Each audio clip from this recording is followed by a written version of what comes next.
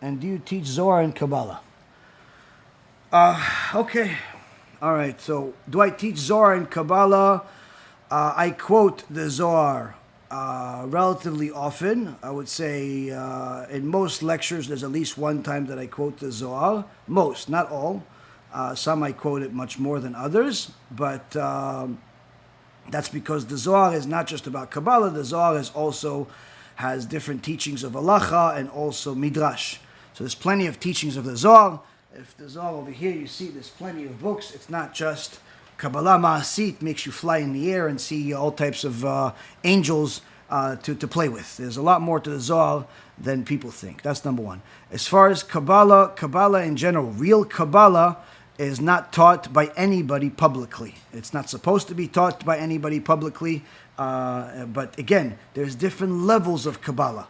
The Kabbalah that most people are referring to, which is the supernatural, spiritual stuff, that's not something that's to be taught to the public. There are lower levels of Kabbalah that talk about specific names, help people with specific prayers, specific understandings, deeper meanings to things.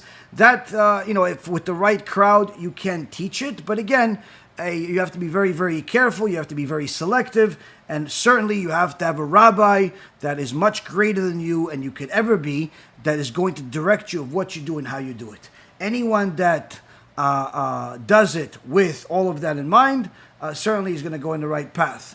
Anyone that does it on their own, as their lone ranger type of guy, where they're just simply teaching whatever they feel is necessary and they're writing books about it, all type of stuff, usually you'll see those people go astray, where on one end they're saying the holy names of God and holy names of angels, and on the other end they have all types of immodest pictures on their websites and their Facebook posts, which obviously the two contradict each other. So people like that delve into the upper level of Torah, but without the right formula, usually you'll see them contradict each other and make themselves and a public disgrace.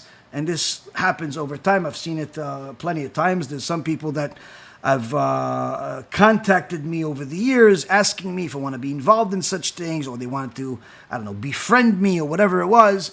But as soon as I knew who it was, or I do some checks before I usually talk to people, I see that, these things are involved. I simply stay away. I don't even have a conversation. So Kabbalah in general, again, there's different levels. The highest level of Kabbalah is not taught in public. The low levels not that it's low, but and again, stuff that can be taught to specific people, that's done to a certain extent.